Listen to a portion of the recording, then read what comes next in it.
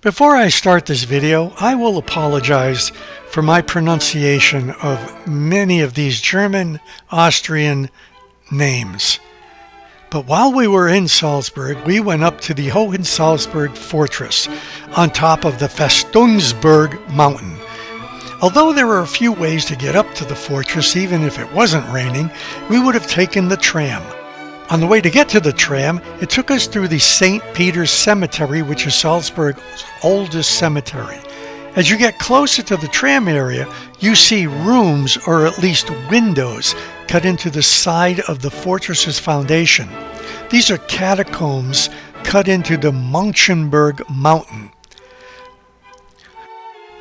St. Peter's Cemetery is the resting place of several eminent people, including the composer Michael Haydn, the architect of Salzburg Cathedral, and Mozart's sister Mannerly. The Von Trapp family hid in this cemetery in one of these vaults just before they escaped from Austria.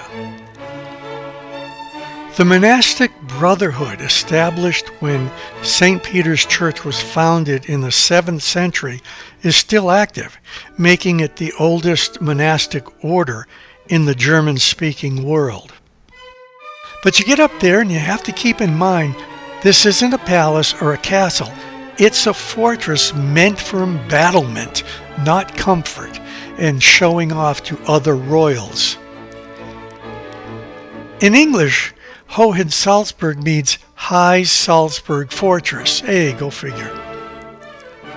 It was erected at the behest of the Prince Archbishops of Salzburg, mostly out of their fear that they felt they needed protection from the masses. This had previously been the site of a Roman fortress. Construction of the current fortress began in 1077.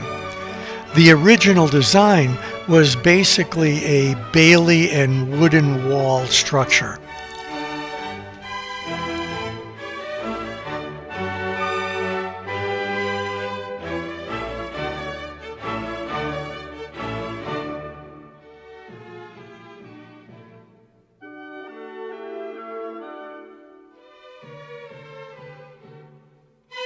The archbishops of Salzburg were already powerful political figures, and they expanded the fortress to protect their interests.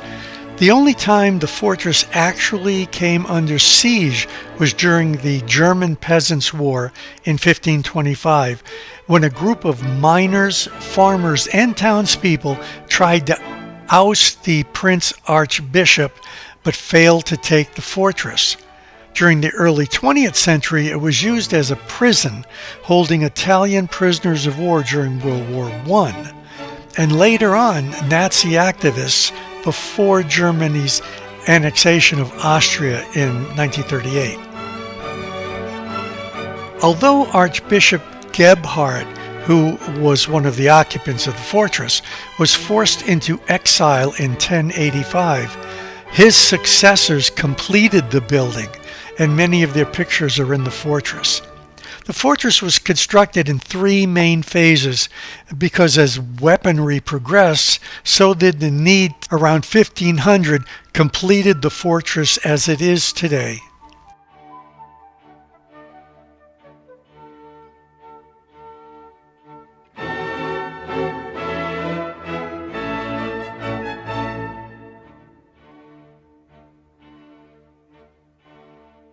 When you go inside, don't expect to see the extravagance of a palace or the niceties of royalties like they're trying to impress somebody. It's pretty sparse. Although certain rooms seem to have specific purposes like music and sleeping and maybe even entertaining, there are toys for children. It's still pretty Spartan. At least it seemed that way to me anyway.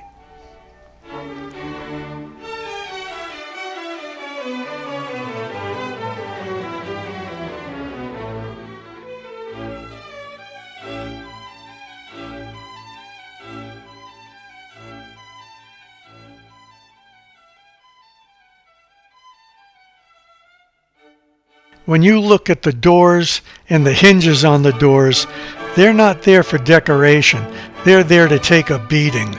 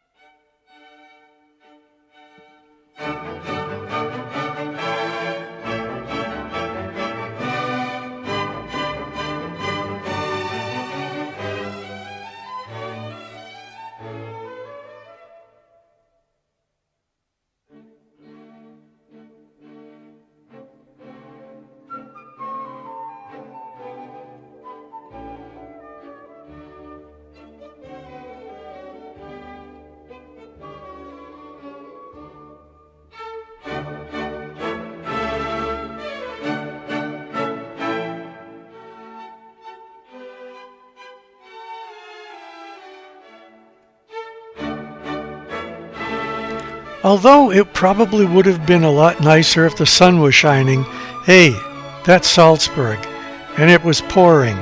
But we still walked around the yard as much as we could and took pictures as much as we could. But they have great views up here, and it is worth the trip.